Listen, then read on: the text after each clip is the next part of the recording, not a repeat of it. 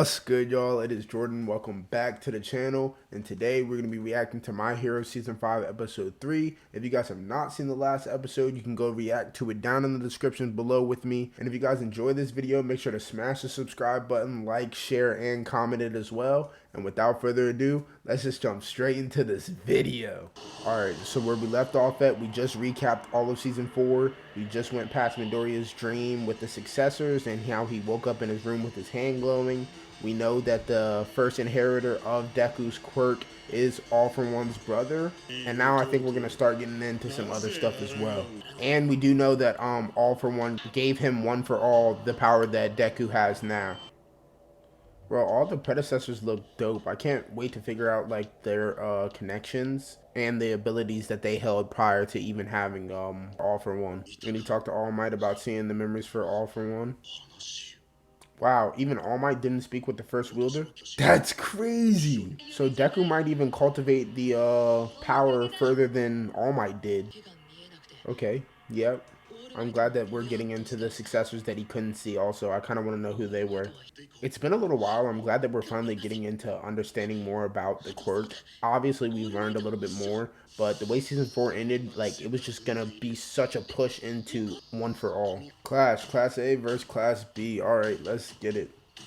Field Gamma, and we finally get to see the classes scrimmage. This is what I wanted to see. I kind of wanted to see how everybody's going to be able to grow and, you know, finally be able to use their powers differently. It's been a little while, and they were getting power-ups in Season 4 also. Okay, now I'm finally going to learn the character names of Class 1B, because to be honest, I don't even remember half of them. I remember, like, their faces, some of their quirks, but most of them are irrelevant to me right now. Oh, nice. Shinso wants to transfer to the hero course. I forgot what course he was in before, honestly. Okay. Shinso showing some resolve. I like that. I feel like he's going to be a good hero. His power is really useful, and if you don't know it off rip, like if he doesn't become a popular hero, it's going to be really useful against villains. Alright, let's see who's on what team. I don't really know Class B's quirks, so I can't really pair them up too well. I don't really know the details of Shinso's quirk, but I kind of like it, just based off of the fact that he can brainwash people. That's pretty good. And that, as Midoriya said, it was a fluke for him breaking out of it the first time. Okay, here we go. First match starting up. One thing I hate about Denki's quirk is that they put a cap on it, bro. He could have been one of the best heroes in Class 1A if they didn't put a cap on his charge bolt. Because he goes stupid after he uses too much, like kind of ruins his quirk a little bit. Like, if they didn't put that cap on him, bro, he'd be so OP. There are some quirks in this that are OP, which I do like. Oh. Okay, Quirk Beast. Okay, so he just basically becomes a monster.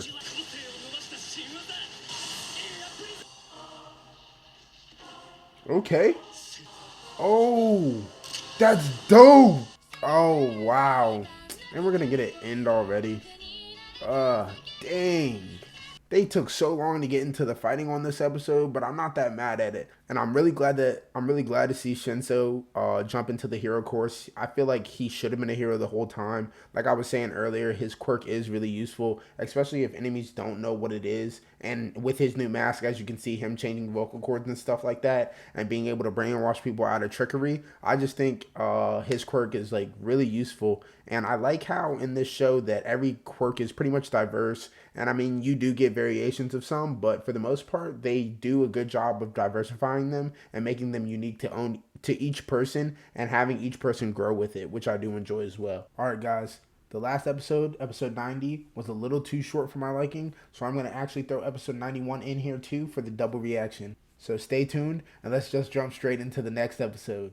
Alright, Class 1B is fighting Class 1A. For anybody who's just only watching the second half, or you might have skipped to the second half. We went through all the battles and all the matchups. Right now, I think it's Denki's team is fighting with Kirishima and all them, and Shinso's on his team as well. Okay, we're finally getting a breakdown of Shinso's quirk. This is what I wanted, actually, because it might be a little bit more in-depth. Okay, so if a target loses shock, they lose control of the brainwash. If somebody answers him, then he's able to brainwash them, basically. Okay, the brainwash person can't talk either. Okay, he can't ask them questions, but he can make them do commands, basically. I think that's really good equipment for him to have on his hero suit, the voice manipulation, because especially if nobody knows his quirk, like I was saying in the last episode, if they don't know his quirk and something like that happens again, like he can easily off rip brainwash any enemy. Yeah, okay, and Beast and them found them using Koda's birds, basically. Yeah, and we got Beast brainwashed off rip, like that. Make it happen, Shinso. Alright, let's see what he's got. Oh man, he snapped him out already, dang. Okay, Denki. Yes, sir. Dude, I love Denki. His quirk is dope to me. Yup. Okay, Floppy, let's go. Where's Kirishima at? Yes, sir. There he goes. Alright. Okay. Okay. I've never seen Koda really fight. Oh. They're getting him out of the way early, bro. Yeah, Koda can't really fight. And he has heightened sense of smell, too. Okay. His quirk's kind of crazy, actually. Alright, it's 2-1. I wonder if he can brainwash his own teammates. Like, I wonder if it enhances people's abilities. Okay. Sue with a plan. Let's do it. I thought Class B was really just a bunch of extras, but I really do like the Beast quirk. I think that's pretty interesting. It's really going to take me a super long time to remember any of their names, to be honest, though. I'm just going to refer to them as their quirks for as long as I can until I remember their names. Ah, okay, I get what she did. She probably covered them in that, in her saliva or sweat. Okay, yeah, it's a toxic mucus.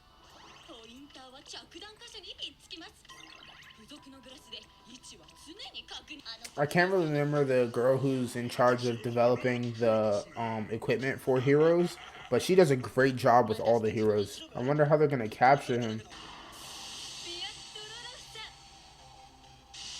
Vine's quirk is super vast, too. I don't know what the other dude's quirk is, though. Yes, sir. Okay, bro. His equipment is dope. Oh, and he got it off. Okay, his quirk scales. I mean, it's alright. It's average. And it can act as armor. That's nice, though. Oh, let's go. Bro, I love how they're treating Denki like a problem, bro. He's a straight issue. They need to stop playing with my mans, bro. I cannot believe they put a cap on his quirk, because he'd be vicious. He'd be one of the top in Class A, bro. Nice, they got her. I didn't know she's trying to box a little, too. Okay, face to face. Not running or hiding either? Yes, sir. Okay. It actually works really well that he has Eraserhead's binding. Just Shinso being there by himself is a nuisance because it cuts off all the communications like they were saying. Like, they can't talk back and forth between anything because you don't know if anybody's going to get brainwashed or not. Yeah, exactly. Just him being there controls the entire situation for the opposing team. And that's a great job by Asui and Denki to think quick on their feet like that and use Shinso to their best ability, really. And for Denki to come up with that plan like that, bro, Denki's growing like crazy, bro. He is definitely one of my top tier characters in this show right now. Alright, and that's the end of that episode. Okay. So we wrapped up match 1, which is pretty dope. I'm glad that we finally got to see a little bit of the fight.